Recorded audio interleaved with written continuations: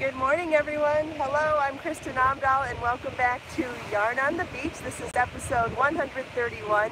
We're here in Southwest Florida. This is the Gulf of Mexico behind me. The sun is just coming up over the buildings and the trees in the east, and it is a beautiful sunny morning here at the beach. Thank you all for joining me live. If you're here live, please say hello and tell me what you're working on this morning. Good morning, John, Ruthie, Grace, Christine, Sarah, Sherry, Christy, Captain Housekeeper, Jenny, Mary, Ava. I'm missing some names. Cindy, Rachel, Darlene, DJ, Karen, KB Fibers, Edna, Beatrice, Faye. Good morning, everyone. Thanks for joining me live. Hi, Elisa. I just saw you last night. Elisa comes to my knitting and crochet club, and it was great to see her last night. We had a new person join us last night. I got an email yesterday from a woman who is here during Yarn on the Beach every morning in Cherry Hill, New Jersey.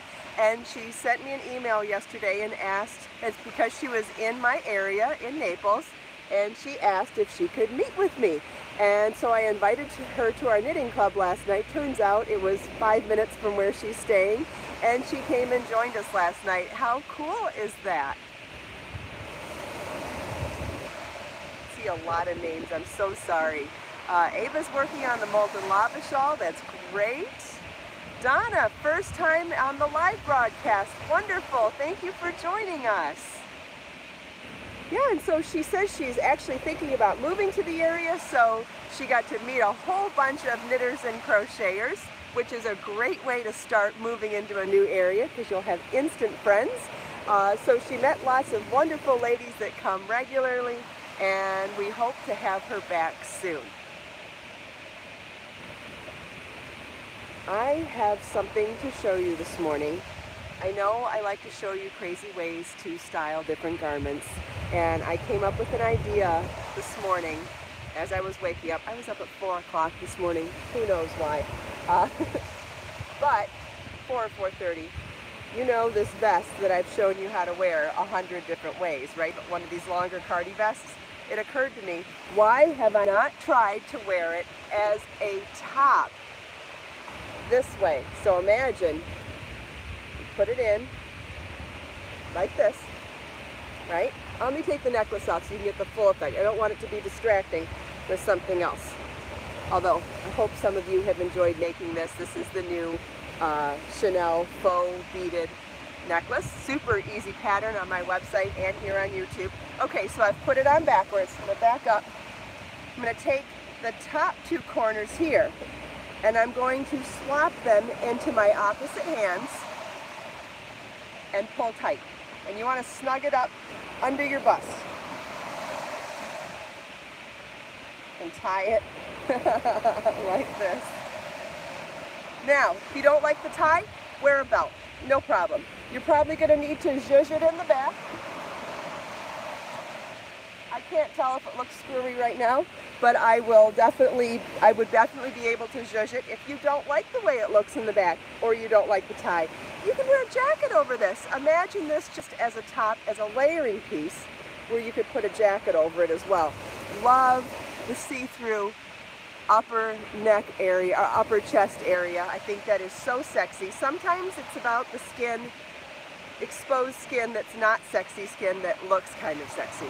I don't know if that makes sense, but like shoulders being open in a cold shoulder top. I love that kind of peekaboo lace like that. So I'll turn around so you can see it again.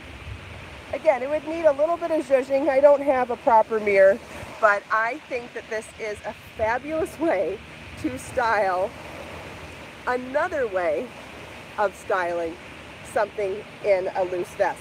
One of the keys to making this type of vest have so much versatility is using a finer yarn and using a yarn that has a lot of drape. This is done in Be So Fine yarn, which is my fingering weight bamboo yarn. So it's fingering weight, finer, 100% bamboo, super drapey, and that's what makes this the type of project that has so much versatility in all of the styling because you can drape it and style it in so many ways. This is a knit lace vest on my website. You can easily find it through the pattern directory if you go by cardigans and vests, and I'll post a link to it in the video description when we're not live anymore. If anybody else wants to share that link, be my guest. No, it's not the Isla Morada shawl. I think it's called the Blue Danube Knit Cardi Wrap Vest. I think it's just something really boring and simple like that. But yeah, there's lots of crochet vests there too, Bianca. And you could do that style of rectangle with the armholes, no problem. In fact, I have one coming soon in my next book that is going to have this exact structure, or this exact shape, in Be So Fine yarn, and it will be crocheted. Yeah, sometimes boring and simple are awesome, Karen, because that way it's easy to remember. Cold shoulder, that reminds me of something else I wanted to talk to you about from last night. If anybody has any other questions, please feel welcome to say them. If I miss it, please feel comfortable to repeat it. I don't mind. Someone's making, oh, the Fantastical crochet vest. That is actually this type of style too, and that's the one that I did for the knit show, and it is a free download on their website. Also, they won a bunch of awards yesterday. There's the Telly Awards. Oh, I hope I'm getting this right. I don't remember what it's called, but if you go to Vicki Howell, the host's Facebook page, she shared a link to all the awards that the knit show won this year. So, yay, the knit show. I'm happy about that. I always like to see my friends do well. Okay, so, you know how I like to talk about making mistakes, because I think it's very empowering to know that it's okay to make mistakes, especially when you're being creative. And I think the best way to share that is to show you when I make mistakes so that you feel more normal when you make mistakes. So last night I was working on my Morgana cold shoulder top at Knitting and Crochet Group, and I made the mistake. I don't know if it's a mistake. I was trying it on for the ladies as I went, and I got one of those looks like collectively in the room, and maybe it was just my paranoia, but like it didn't look good. And I was like, okay, put that away and go do your trial and error stuff at home. But since I embarrassed myself there, I thought it'd be good to embarrass myself here as well, to make sure that everyone can see that it's okay to make mistakes. So I joined these too wide. So I'll have to undo this and join them more narrow, because I want it to end up being over bra straps or tank top straps. And so actually this way looks cuter if you keep the pins points down here like a top, like a bat wing top. But I was trying to do it like this, and it's way too open here right now. See, it's not working. So I need to adjust here and maybe add more spots, like maybe another one here, or join it from here down. So there's a little more trial and error to do. It's also not blocked, so it's going to be a little bit bigger when it's done. But this is the trial and not done yet, because I don't have the joining correct. So, just going back to the drawing board, I'm not going to get mad at myself. I am not going to throw it in the garbage. I'm not going to frog the whole thing. Anybody that doesn't know what frog means, it's when you unravel the whole project. I am not going to give up on any of it. I just wanted you all to see that there are imperfect moments in the creation process, and it is okay to back it out, because you learn so much from your mistakes in how to fix them. If I didn't do it wrong, I wouldn't understand where to fix it. So it's okay. So I'm just showing you that to let you know it's okay. It happens to everybody. So I'll just back it out and start over on that joining row. And we're in the home stretch, which is awesome. If anybody has any questions, Yeah, see, everybody else is saying you learn from your mistakes. Absolutely, we all learn from our mistakes. But it's behind closed doors that we sometimes forget that, and it's really easy to slip into the beating yourself up mode. So I just like to remind people of stuff like that often, because I slip into it too. What else did I bring today? Oh, I brought Margaret's new book back again today, the One Piece Knits. I know it's backwards, but I am working on a blog post on my website for it. I wrote a review of the book, show the photos of the projects she made in the book using my yarn. She used Be So Brave yarn for a beautiful worsted weight, side-to-side sweater. Maybe I'm not going to find it now. Where is it? It's here. Well, I showed it yesterday. I know it's in here, for Pete's sake.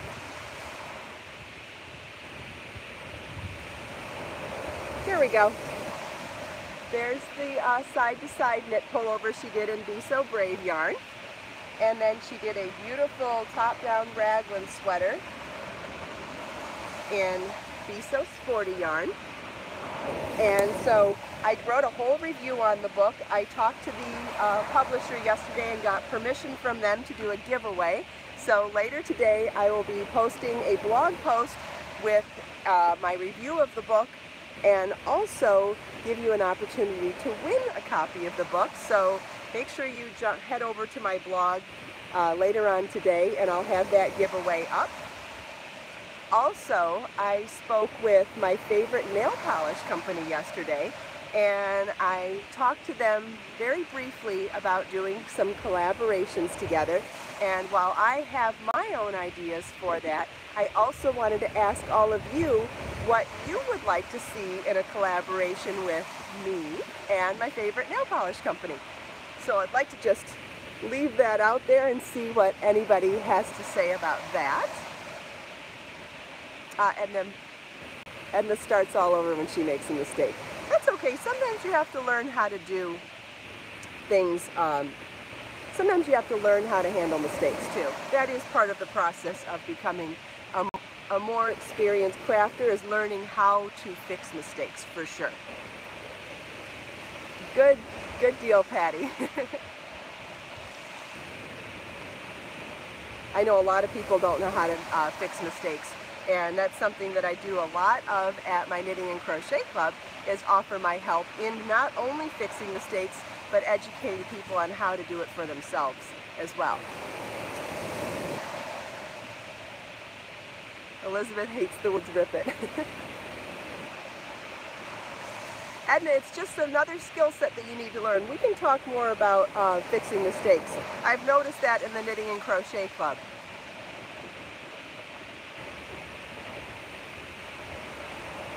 I see some people are interested in yarns that match nail polish. Okay, that's a good idea. Can definitely talk about offer.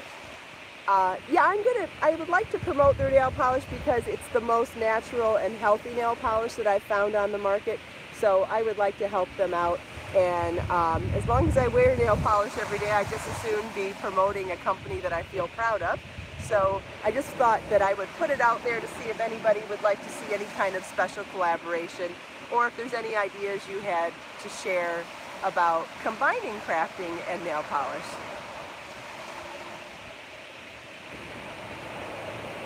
Lisa's interested in learning to knit. Yeah, when you find the right project, you'll dive right into it. All right, so I'm going to move on. If anybody has thoughts on it, let me know.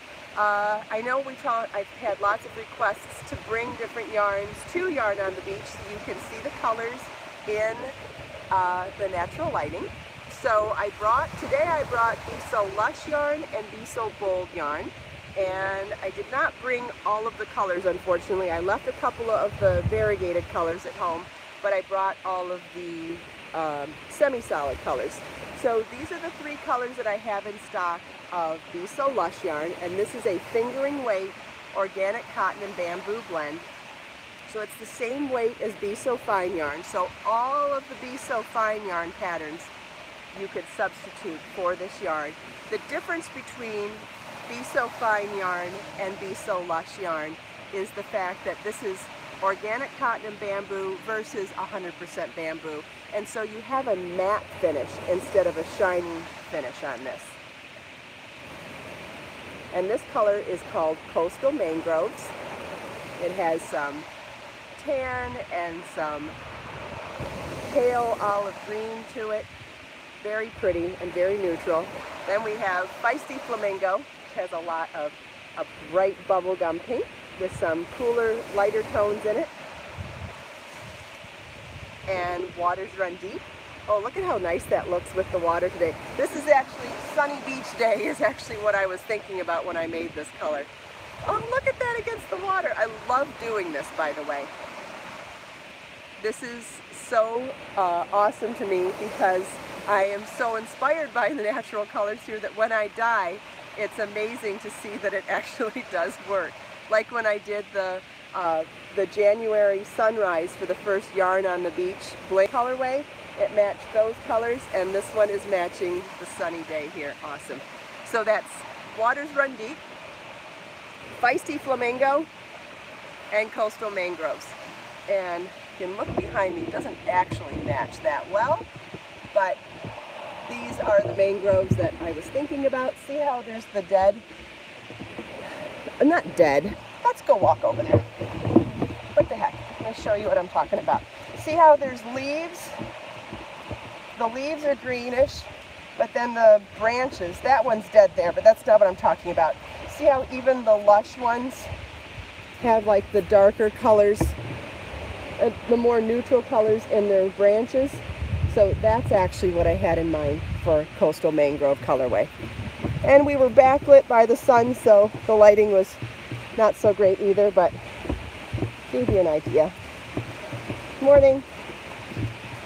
Are you on YouTube with your, Yeah, I do a morning podcast. I saw you on Easter already. Oh, yeah. It's amazing. Very Yep. disciplined every morning. Yep, every morning. 6 days a week, actually. Yeah. And how many followers do you have? Almost 40,000. Whoa. Yeah. And you do the knitting? Yep. I have a whole channel on knitting and crochet there. Wow, cool. Yeah. Very good. Good for you. Have a good day. Okay, so I know that was kind of crappy, but it kind of gave you the idea of it too.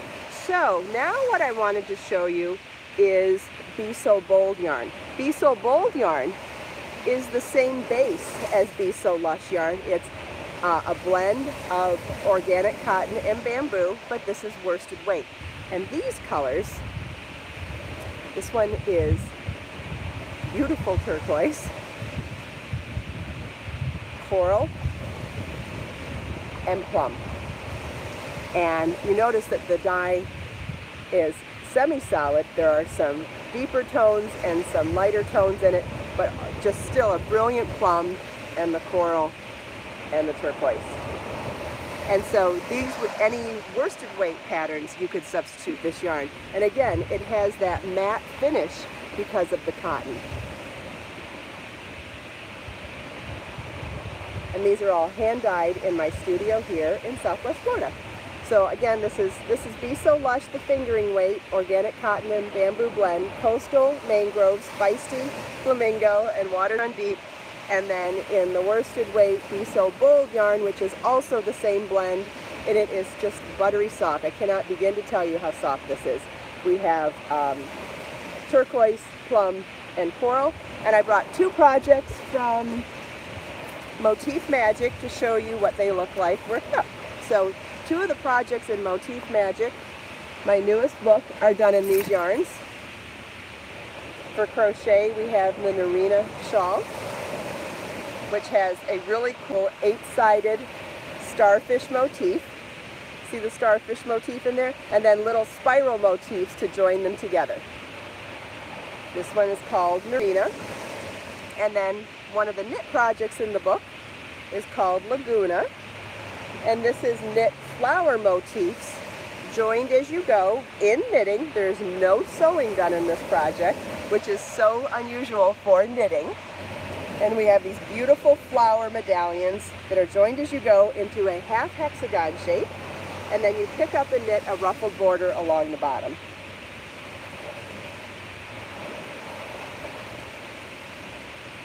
can see that if you already have Motif Magic, you can look up both of those projects in here and learn how to do them. If you're not familiar with Motif Magic, this is my newest book, my 14th book.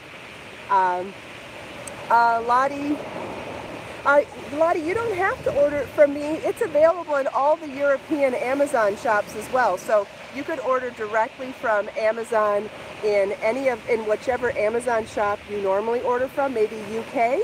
And if you go to the page, you could either look in your Amazon shop or go to my shopping page on my website. Oh yeah, the camera's messed up again. Yeah, after moving around. And I share all the links to all the international sites for where to buy it in other countries. So if you need help finding it, you don't have to buy it directly from me. You can buy it anywhere in the world. All the Amazon shops except for the China one have it. And it's also available for digital download through Kindle. Good morning, Letty from Texas. Thanks for joining us live. What else is in my bag of tricks this morning? Ooh, I have one other thing to show you. I finished one of my favorite things to do at Knitting and Crochet Club, besides helping people fix their problems or help them learn new techniques. I love teaching there. I think that's fabulous. But the other thing that I like to do there is weave in loose ends. It's something that I can set down quickly if someone needs my help, and it's something that I don't have to concentrate much on if I am talking a lot. So I was able to weave in all the loose ends on the two new fresh bandana bags, so we're getting so much closer to them being done. Both of the linings are still fake. I just have a folded bandana in there. It's not ready. It's not actually sewn or attached. But I need to wash and block the bags first to make sure I get the final correct shape before I measure the lining. So that's next on my list. And then I will be making the lining and attaching it to the bags, and then sharing the patterns and the tutorials. I bought a new dress on Amazon this week for the photo shoot, and I'm super excited about it. It's very vintage, pin-up-ish, and not expensive, so I'll be sharing the link to that when I have it. A friend of mine bought the dress. How do you price projects I make? Oh, I'll come back to that in a second. So the dress comes in a bunch of sizes. I've seen it in person on a friend of mine. It's not expensive, and it's gorgeous on, and it comes in a ton of prints. So I bought one to wear for the photo shoot for these bags, and then I'll be sharing with you how to buy your own. Lotta, I sell my yarn from my website, and I ship all over the world. So the only place to find my yarn in other countries is from my website. And I ship with the most inexpensive way I can, first class mail, international, and I ship to every country. I have shipped to all continents. Isn't that cool?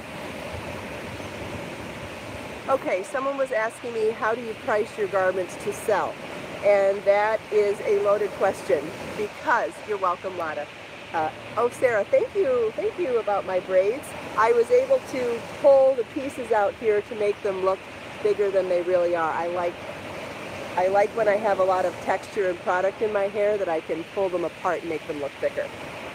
I can pretend I have big hair. So pricing projects, that is a loaded question, because you'll probably never be able, take that back. Depending on the size of the project and how long it takes you to make it, it gets tricky. If you're making necklaces like this, you might be able to price yourself well with labor, or with making earrings like this. If you can make something in under an hour, you can usually do better on recouping your labor cost. But when you start making things that are big, you're never going to recoup your labor cost. So sure, you can find yarn at wholesale and mark that up in your head. You can find You know, there are things that you can do to keep your costs low to be able to make a profit, but depending on how much labor you put into it, it's possible that you can't make enough money to make it profitable long term. Like, let's say you hustle, let's say you need to make $300 in a side hustle. Let's say you need $300 this week. And you hustle and put in, I don't know, 50 or 60 hours, make a couple of big pieces, and you can, and sell them each for $100, right? You can do that. And people will pay, sometimes people will pay $100 for a large shawl, but if you figure that you put in $100 worth of yarn and 60 hours into it, you're never going to make the money back at a profit for a business sense.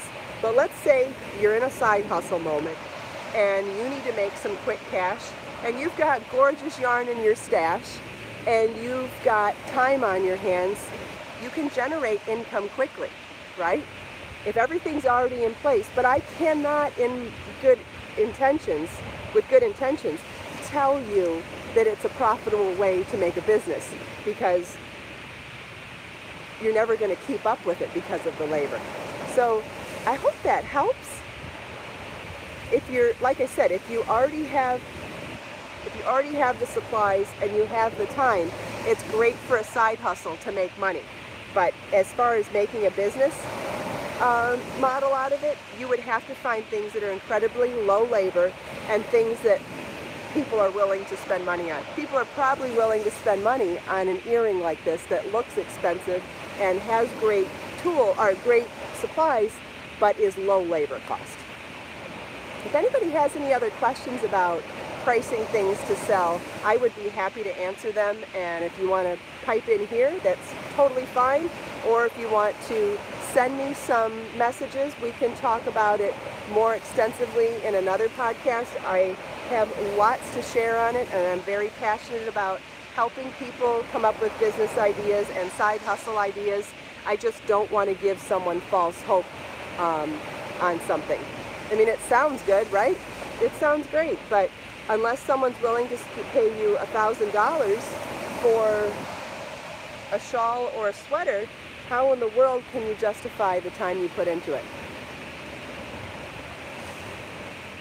I mean, you should get it. I mean, even at $10 an hour. Okay, $10 an hour, which is not a reasonable income. 60 hours, there's $600 in labor, $100 or $200 in yarn, and there's no way. I mean, there is a way. There are boutiques in the larger cities. There's boutiques in Beverly Hills and Miami and New York and probably in Dubai and other really fancy places around the world where you can get those prices. But even those shops are going to want to buy wholesale from you. So then you're back to $5 an hour again. It doesn't add up unless you find an incredible sweet spot of customers that are willing to pay for that. You know what, Dawn? Dawn's saying everyone tells her to open up a business. It's like being a good cook and everyone telling you should open a restaurant. You know, it's not the reason to open up a business, right? It would suck all the fun out of it for you, and especially if you're not actually making any money. But giving gifts, donating to charity, selling things as a side hustle, like I was saying, that actually is a lot of fun. And then you almost are like supporting your yarn habit, right? If you can get a little more, if you can make a little more money than the cost of the yarn, then you're supporting your yarn habit. And gosh, how many shawls and sweaters can you keep in your closet, right? So I mean, in that respect, as a side hustle, I think it's okay. People say Beatrice's work is priceless, and I missed the rest of it. Sorry. Your work is priceless. Everyone's work is priceless. Absolutely. Lada, I'm so happy to hear that. Good for you for being a survivor of domestic violence. I'm very happy to hear that. And crochet helps you. Wonderful. Speaking of which, I do want to have a post soon, a podcast dedicated to Project Kristin Cares, my charity that helps survivors of domestic violence, but it won't be today. But I have some things that I want to talk about, and we'll save it for another day. When can I? Yes, that's true too, Gail. Sometimes you can find garments cheaper than to make them. Same with fabric. Sewing used to be cheaper than buying clothes in the store, and that's not the case anymore. Fabric is more expensive than buying as well. But those of us that like to create, we find a way, don't we?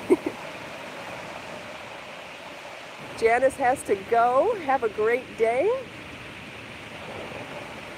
Lisa says sorry and I don't know. Lots of survivors of domestic violence. I am not surprised. You know that it is 1 in 3 women and 1 in 4 men who will be not always survivors, unfortunately, who will be victims of domestic violence in their lifetime. I'm going to say that again. 1 in 3 women and 1 in 4 men. And when you subcategorize the men into the LGBT community, the numbers are drastically higher. And the really sad part about that is that there are no shelters for them. There are women's shelters, but there are no shelters for men, and that breaks my heart. Lots of survivors here. Well, congratulations, everybody. I'm so proud of all of you. Anybody who is a survivor knows how incredibly difficult it is to pull yourself up by the bootstraps and get the heck out of there. So I'm proud of all of you, and I am so happy to have all of you here. There is strength in numbers, and yes, that is true, Christine, and it still gets, yeah, all survivors are welcome here. All survivors are welcome. This is not, the thing about my podcast and my channel and my brand is that I am all about being inclusive, not exclusive. Everybody is welcome here. I believe that human beings are more similar than they are different, and I think everybody deserves a chance. Mara, I'm so glad that I help you with crochet. That's wonderful. All right, we are out of time, everybody, so let's take this last minute to enjoy this magnificent view. Oh, hold on real quick. Look at how the sun is sparkling on the seashells over here. Gorgeous, right? Gorgeous. And as the sun comes up a little bit, it's going to sparkle on the water like diamonds like that too. Okay, let's set our intentions for the day and soak in these colors and the sounds of these waves for 1 more minute.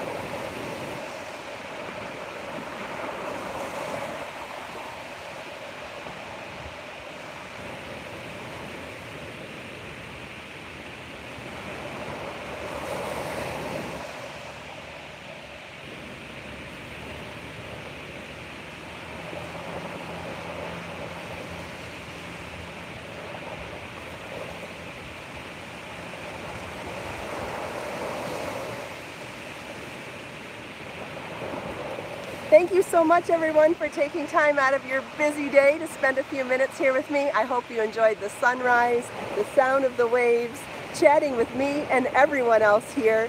If you like Yarn on the Beach podcast, please give it a thumbs up, share it with your friends, and subscribe to my channel for more videos. If you click the bell next to the subscribe button, you can be notified when I go live and join me here with the live conversation at Yarn on the Beach 6 days a week.